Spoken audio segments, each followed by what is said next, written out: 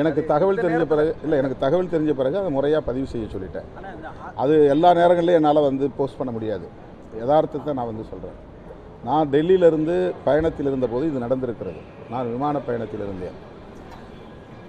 அப்போது ஒரு தொலைபேசி வந்தது. ஒரு பத்திரிகையாளர் தான் சொன்னார், இந்த மாதிரி ஒரு வீடியோ பதிவாகி மறுபடியும் டெலீட் ஆகியிருக்கிறது, ஏன் என்று கேட்டால் எனக்கு தெரியவில்லை, நான் விமானத்தில் இருக்கிறேன், மதுரைக்கு போய் இறங்கியதும் பேசுகிறேன் என்று சொன்னேன்.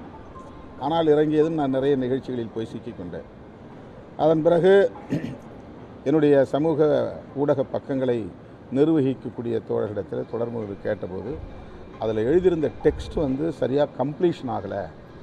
நான் அடிக்கடி சத்தம் போடுவேன், அதில் டெக்ஸ்ட் ஏதாவது நானே போடுறதுல எனக்கு பிரச்சனை கிடையாது. ஒரு சில நேரங்களில் அவங்க என்னுடைய வீடியோவையோ மற்றதை பதிவு பண்ணும்போது அந்த நேரேஷன் என்ன பண்ணுறோம், என்ன வீடியோ அப்படின்னு எழுதுகிறாங்க இல்லையா, அதில் சென்டென்ஸ் ஃபார்ம் கரெக்டாக இருக்கணும், ஷார்ட்டாக இருக்கணும்னு சொல்லும்போது அதில் கொஞ்சம் பிழை இருந்தது. நான் மாற்றி போடலான்னு நினச்சேன். அதுக்குள்ளே இது ஃபயர் ஆயிடுச்சு. அதுக்கப்புறம் என்ன செய்கிறதுன்னு தெரியல, நான் தடுமாறி போயிட்டேன். உங்களுடைய வழிகாட்டுதலின் அடிப்படையில் செய்யலான்ட்டு தாமதப்படுத்திட்டேன். இப்போ நான் சொன்னேன், இது நாம் தேர்தல் அரசியலை அடியெடுத்து வைத்த காலத்திலிருந்து சொல்லி வருகிற முழக்கம். நாங்கள் 10 ஆண்டு காலம் தேர்தலை புறக்கணித்திருக்கிறோம். நான் இந்த இயக்கத்தின் தலைமை பொறுப்பை ஏற்ற பிறகு 10-11 ஆண்டுகள் தேர்தல் புறக்கணிப்பில் இருந்தோம். தேர்தல் அரசியலில் அடியெடுத்து வைத்த போது மூப்பனார் எங்களை அழைத்த நேரத்தில் நாங்கள் முழங்கிய முழக்கம், அவர் இதை திரும்ப திரும்ப கேட்டு மேடையிலேயே சொல்லுவார்.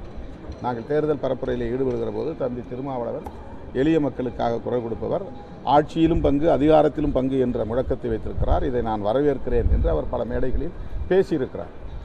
இதை நான் இந்த மண்டல செயற்குழு கூட்டத்தில் செங்கல்பட்டு மறைமலை நகரில் நடைபெற்ற கூட்டத்தில் மேற்கோள் காட்டி பேசினேன். நாம் ஆரம்ப காலத்தில் இப்படியெல்லாம் பேசியிருக்கிறோம். கூட்டணியில் இருந்து கொண்டே மக்களின் பிரச்சனைகளுக்காக நாம் கூட்டணிக்கு எதிரணியில் இருப்பவர்களோடு கைகோர்த்து பணியாற்றியிருக்கிறோம்.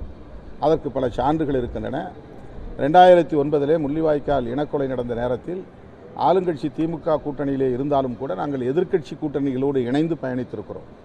பிறகு தேர்தலில் அதே திமுக கூட்டணியில் நாங்கள் பயணித்திருக்கிறோம்.